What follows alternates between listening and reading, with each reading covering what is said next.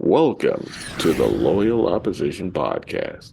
I'm Bernie Flowers, one of Uncle Sam's wayward children. I believe that our country's best days are still in front of us, but if those best days are to come, we need to change the direction of the country now, before it's too late. I intend to talk about important issues and topics every week in hopes of helping to improve our country and our way of life.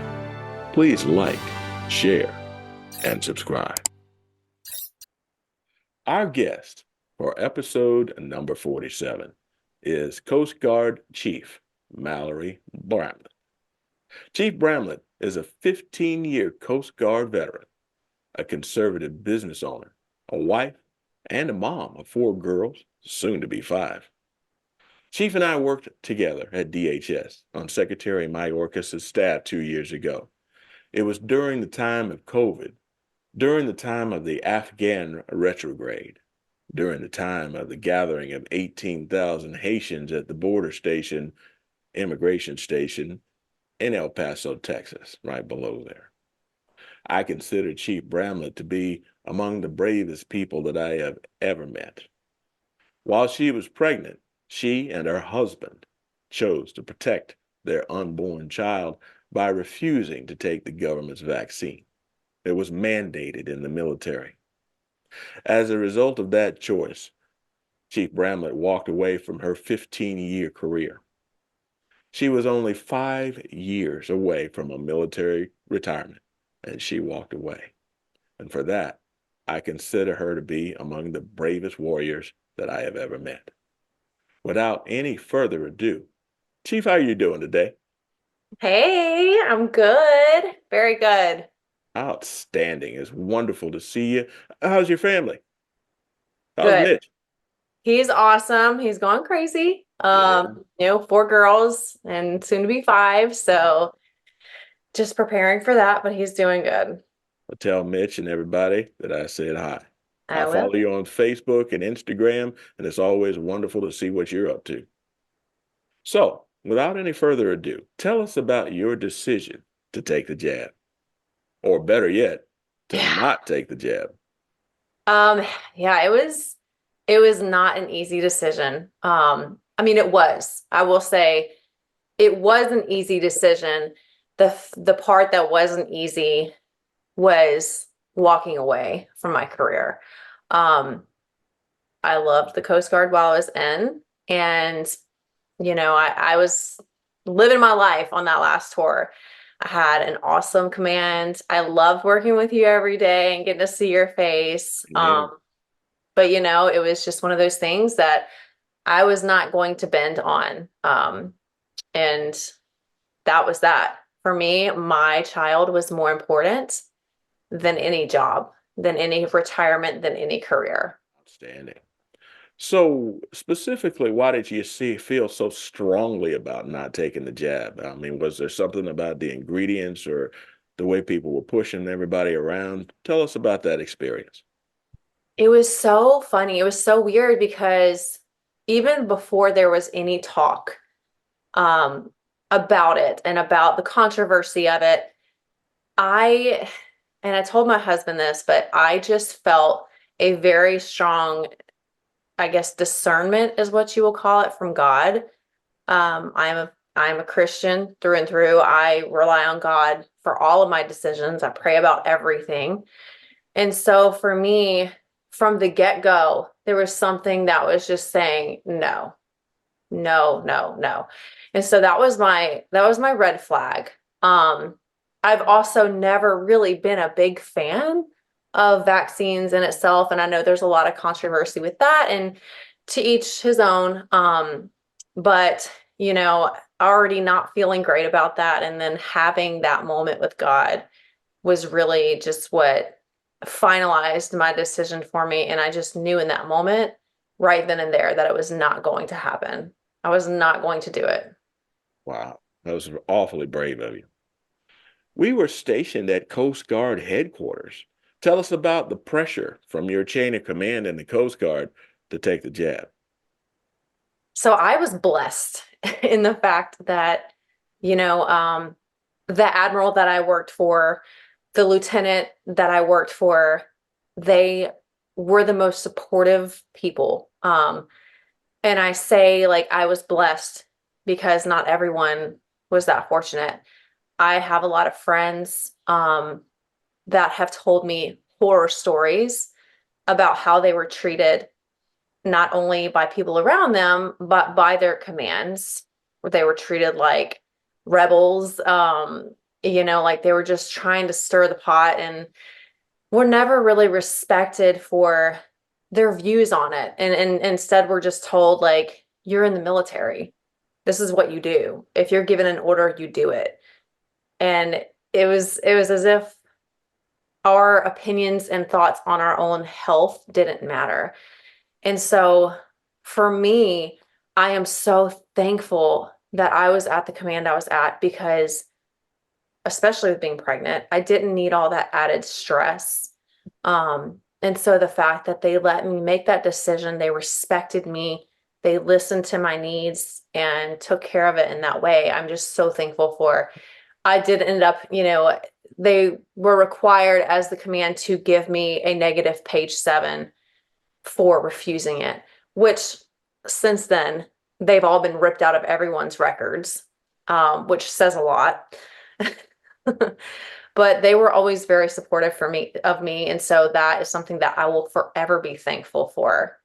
Chief, tell us what a page 7 is. So a page 7 is basically documentation that can be good or bad. And for me personally, I really only experienced good ones in my career. I didn't have a lot of hiccups. And so it was one of the very few negative page 7s that I had. And it basically just said, you refuse to take the vaccine. This is you acknowledging that you're refusing to take an order. Which, like I said, I worked for a wonderful lieutenant and he just basically said, I have to give this to you. And I said, I understand, it's part of it. It's part of the clown show.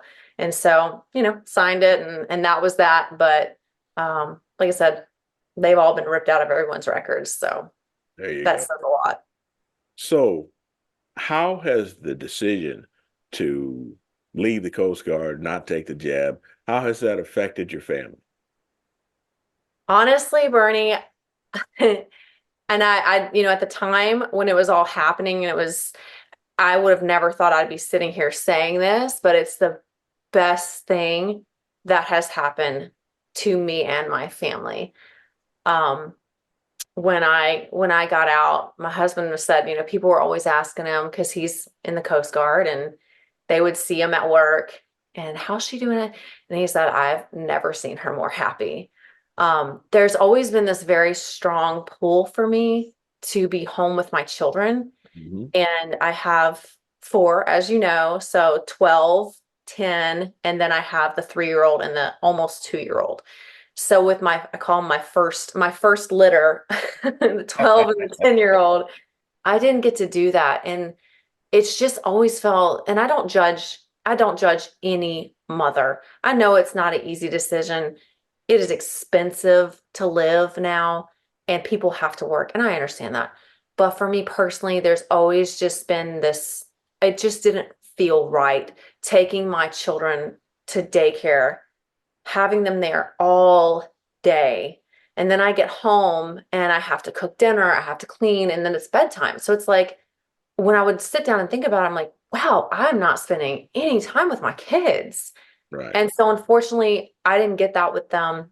Um, and it's always hurt my heart. And so with this next batch that I had, I feel like we did it right, and you can see it in them. They are just such confident little babies. It's really beautiful. There's something about raising your own kids that just is just life changing. So I personally couldn't be happier.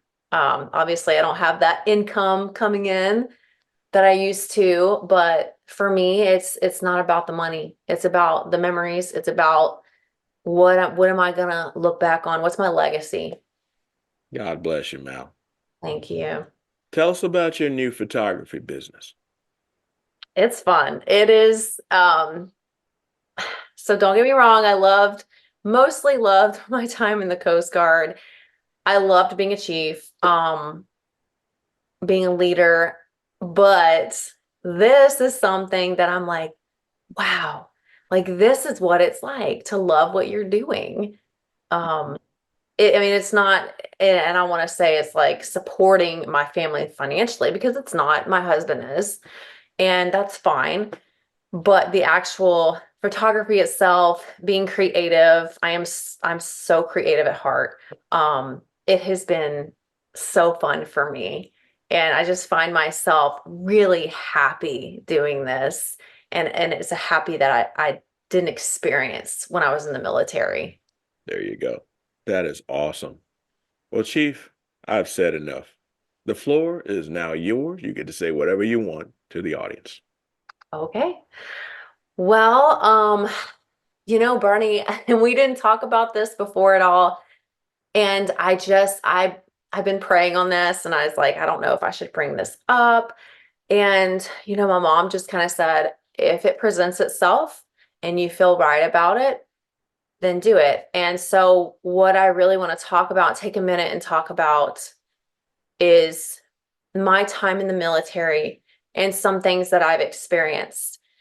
And I didn't realize those things had done what they did to me until getting out of the military. Um, so for me, I wanted to highlight sexual harassment in the military. And I say that because right when I got out of the Coast Guard, I had a Master Chief, E9, that I looked up to. I thought he respected me as a chief, as a woman, say something very derogatory, inappropriate towards me. And it really just hurt me. So I think it's so important for people to realize how prevalent it is in the military. It happened to me at every single unit I was at, aside from DHS when I was working with you. That's the only place I didn't experience it. So I think that it is very important to talk about it. I think it's very important to highlight it. And it's honestly changed my whole mindset.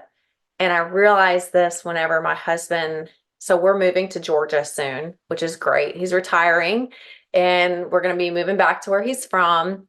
And he has an Air Force base, Warner Robins Air Force Base right there. And he's like, we were just having a conversation about, if and when I decide to go back to work again, what that looks like. And he said, you can always just go get a job on base. And I just lost it.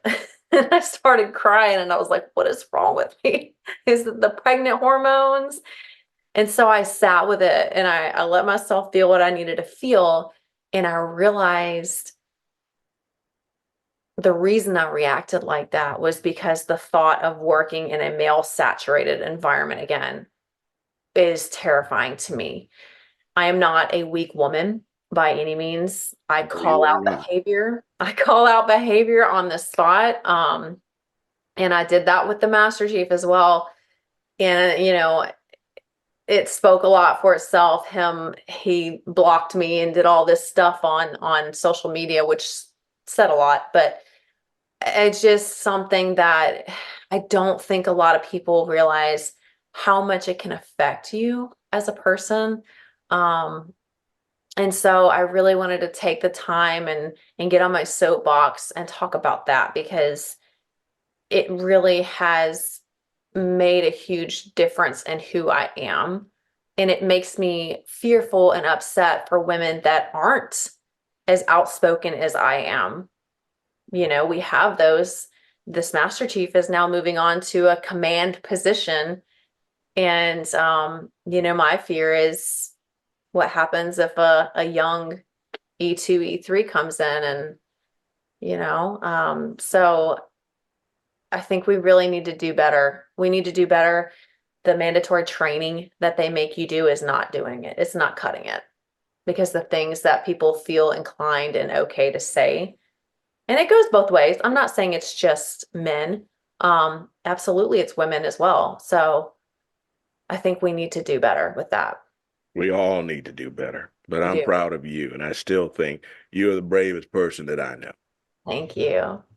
That's a lot coming from you. I pale in comparison to you. So, with all that said, how can people reach you if they need to? So I have my photography business. My email is Mallory Bramlett Photography at gmail.com. Very easy, very simple. Or they can simply find me on Facebook or Instagram, Mallory Bramlett Photography, and you'll see my stuff pop right up, and my phone number and everything is listed on there.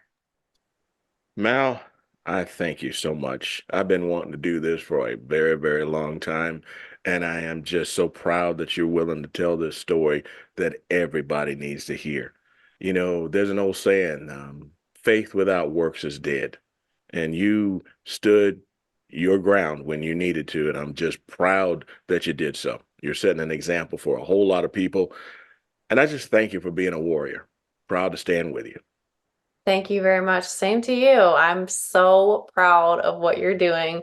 And like I was saying earlier, I remember, all of our conversations, I just treasure those. And I really truly believe God puts people in our lives for a reason. And I felt it the moment that I met you. I was like, I don't know what he has to do with my life, but I feel something weird. And it was so nice having somebody like-minded in the office with me that I could really just go to and vent and that would understand me. In a sea full of people that completely viewed the opposite way. Yeah. So knowing you're doing what you're doing and you're running for Congress, it makes my heart so happy every time I see anything with you. Well, I appreciate that. And, I'd like to say, as far as this jab's concerned, I don't have a problem with people who took the jab. I got a problem when the government says it's mandatory. That's Absolutely. taking our rights away, and we will not stand for that. Absolutely. I'm right there with you. You can do whatever you want to your body, but hey, shouldn't be forcing people to do anything like that. Amen. Well, Chief, thank you so much. It's been a pleasure having you on this program. Everybody's going to look forward to seeing this and hearing this. It's going to do a lot of people a lot of good. You take care of yourself now. Thank you for having me. All right. Well, that's about it for now. This has been the Loyal Opposition Podcast, produced in association with Liberty Arise Media, Fallback Productions, and other podcasters. I ask that you like, share, and subscribe to this podcast and to this channel. Be sure to get your copy of my book, Black Values Matter, available on Amazon or as an ebook on Audible or on Apple Books. And also, remember, it's okay to disagree. But if we want our country to prosper, we must insist on unity, transparency, and civility from ourselves and our fellow citizens. Thank you for listening to the Loyal Opposition Podcast. See you next week.